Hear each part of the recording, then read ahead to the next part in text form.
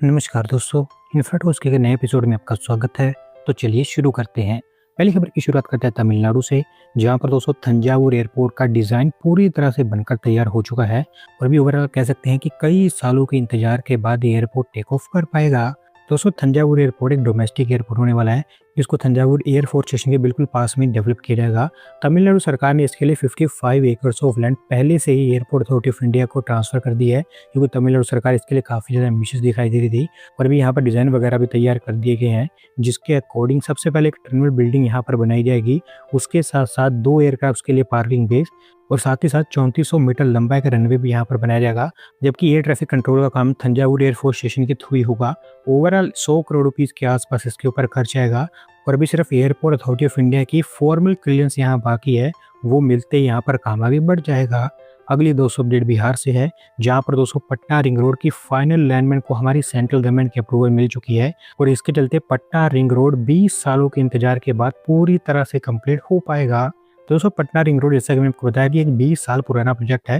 2005 के आसपास इसकी प्लानिंग स्टार्ट की गई थी, जिसके थ्रू टारगेट ये किया गया था कि पटना के अंदर स्पेसिफिकली जो इंटरनल रोड्स है वहाँ पर लॉन्ग होल कम्यूटर्स को आने ना दिया जाए और वो डायरेक्टली इस रिंग रोड के थ्रू पटना को बाईपास कर पाएँ। स्पेसिफिकली वैशाली और सारण जैसे डिस्ट्रिक्ट से यहाँ पर काफ़ी ट्रैफिक आता है, उसको डाइवर्ट करने के ऊपर काफ़ी फोकस किया गया है। ओवरऑल 8 फेजेस में इसको बनाया जा रहा था और अभी 8वें फेज की ही फाइनल अलाइनमेंट यहाँ पर क्लियर की गई है, जो बनेगा दिगवारा से सराय के बीच में। 6 लेन की स्ट्रेचेस, ग्रेड सेपरेटर्स, फ्लाईओवर्स और अंडरपासेस आपको यहाँ पर बनते हुए दिखाई देंगे। 40 किलोमीटर के आसपास इसकी लेंथ होगी और होपफुली आप कह सकते हैं कि 20 सालों के इंतजार के बाद अभी पूरी तरह से कंप्लीट हो पाएगा। अगली दोस्तों अपडेट बेंगलुरु से है, जहां पर दोस्तों बेंगलोर बिजनेस कॉरिडोर का पहला पैकेज क्लियर कर दिया गया है कर्नाटक सरकार के द्वारा और इसके लिए Bangalore based company Shankar Narayan construction को कॉन्ट्रैक्ट सौंपा गया है।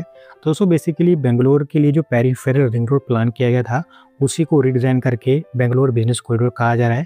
अब बस यहाँ पर होगा ये कि रोड के साथ साथ अगल बगल बिजनेस हब भी तैयार किए जाएंगे, इसीलिए इसका नाम बिजनेस कॉरिडोर है। अभी रिसेंटली इसका पहला फेज अप्रूव किया गया था, जहाँ पर 73.4 किलोमीटर लंबा इसका सेक्शन बनाया जाएगा और उसे भी फर्दर 3 पैकेज में डिवाइड किया गया है, जहाँ पर पहले पैकेज को लेकर भी कॉन्ट्रैक्ट अवार्ड किए गए हैं। मदावारा से बल्लारी के बीच में बनकर तैयार होगा 21 किलोमीटर की लेंथ के साथ। कुल मिलाकर 12 लेन का एक कैरेजवे होगा, जहाँ पर 8 मेन लेन्स होंगी, जबकि 4 लेन सर्विस रोड के लिए होंगी और 3,500 करोड़ रुपीस खर्च करके इसे तैयार किया जाएगा।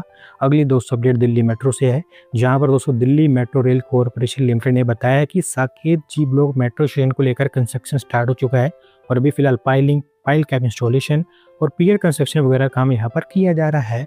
तो दोस्तों ये मेट्रो स्टेशन दिल्ली मेट्रो की गोल्डन लाइन का हिस्सा है, जहाँ पर 2 लाइन्स बन रही हैं, एक मेन लाइन और एक ब्रांच लाइन, और उन दोनों लाइन्स के लिए ही साकेत जी ब्लॉक मेट्रो स्टेशन एक इंटरचेंज का काम करने वाला है, जिसके लिए डीएमआरसी प्लानिंग कर रही है कि जल्दी से जल्दी स्टेशन को तैयार किया जाए। और अभी क्योंकि कंस्ट्रक्शन वगैरह स्टार्ट हो गया है, तो आप कह सकते हैं कि अगले 2-3 सालों में आपको ये बनता हुआ दिखाई देगा। अगली दोस्तों अपडेट आंध्र प्रदेश से है, जहां पर दोस्तों स्टेट गवर्नमेंट उदयगिरी के अंदर भी एक नए डिफेंस क्लस्टर को सेटअप करेगी और इसके लिए इनको 5 अलग अलग कंपनी से इन्वेस्टमेंट प्रपोजल मिल चुकी हैं। तो दोस्तों उदयगिरी आंध्र प्रदेश के नेल्लोर डिस्ट्रिक्ट के अंदर आता है और लंबे समय से पानी वगैरह की कमी होने के कारण यहाँ पर कुछ खास इंडस्ट्रियल डेवलपमेंट हमें देखने को नहीं मिला है, लेकिन अब इस क्लस्टर के चलते ठीक ठाक इंडस्ट्रियल डेवलपमेंट यहाँ पर होगा। स्पेसिफिकली दत्तालुरु मंडल में यह क्लस्टर बनकर तैयार होगा, जहाँ पर एमुनिशन और मिसाइल्स वगैरह मैन्युफैक्चर किए जाएंगे। Hyderabad based Premier Explosive Limited यहाँ पर एंकर इन्वेस्टर का काम करेगा, जो 500 करोड़ रुपीस की इन्वेस्टमेंट करेंगे और सबसे पहले इन्हीं की फैक्ट्री यहाँ पर बनकर तैयार होगी। इसके अलावा एनाड्रॉन सिस्टम्स के द्वारा 221 करोड़ रुपीस, अनंत टेक्नोलॉजीज के द्वारा 1000 करोड़ रुपीस, आर्य इंडस्ट्रीज के द्वारा 25 करोड़ रुपीस, जबकि आदित्य प्रेसिटेक के द्वारा भी 500 करोड़ रुपीस की इन्वेस्टमेंट की जाएगी, यानी कि 2245 करोड़ रुपीस की यहाँ पर इन्वेस्टमेंट होगी और साथ ही साथ इसके चलते 3200 के आसपास जॉब जनरेट होंगी। आज की दोस्तों आखिरी अपडेट गुजरात से है, जहाँ पर दोस्तों गुजरात का पोर्ट सिटी विजन फाइनली हमें आगे बढ़ता हुआ दिखाई दे रहा है, क्योंकि इसको लेकर गुजरात मैरीटाइम बोर्ड के द्वारा टेंडरिंग वगैरह स्टार्ट कर दी गई है।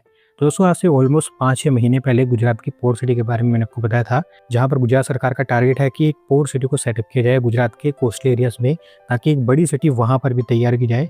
और वैसे जब इसके लिए सर्वे वगैरह कंडक्ट किए जा रहे थे, तो बहुत सारी सिटीज़ को चुना गया था पोर्ट सिटीज़ बनाने के लिए, और अभी उसमें से वापी के पास मरौली में एक पोर्ट सिटी को लेकर काम आगे बढ़ाया जा रहा है, जो फैली होगी 350 किलोमीटर स्क्वायर के एरिया में। 500 million metric tonne per annum की कैपेसिटी वाली एक मेगा पोर्ट यहाँ पर बनकर तैयार होगी और वो पूरी सिटी की मेन हाईलाइट होगी, क्योंकि उसी के थ्रू आपको यहाँ पर पोर्ट का डेवलपमेंट होता हुआ दिखाई देगा। इंटीग्रेटेड इंडस्ट्रियल, लॉजिस्टिक, रेजिडेंशियल और कमर्शियल जोन्स भी यहाँ पर सेटअप किए जाएंगे। इसके अलावा मल्टी मॉडल रोड और रेल कनेक्टिविटी के ऊपर भी यहाँ पर काम होगा। सिंगापुर और दुबई जैसे जो सिटीज़ हैं उनसे कुछ इंस्पिरेशन लेने की बात यहाँ पर की गई है। और अभी इसके लिए जो ट्रेंडिंग वगैरह स्टार्ट हुई है, वहाँ पर कंसल्टेंट को हायर किया जाएगा इसकी डीपर और डिटेल डिज़ाइनिंग के लिए। एक बार जब डीपीआर तैयार होती है तो हमें और चीज़ें क्लियर होती हुई दिखाई देंगी। तो दोस्तों आज की वीडियो में बस इतना ही। अगर आप अपनी तरफ से अपडेट सबमिट करना चाहते हैं तो डिस्क्रिप्शन में दिए गए लिंक पर क्लिक करके सबमिट कर सकते हैं। और अगर आज की वीडियो पसंद आई हो तो वीडियो को लाइक करें, चैनल को सब्सक्राइब करें। धन्यवाद वीडियो को देखने के लिए।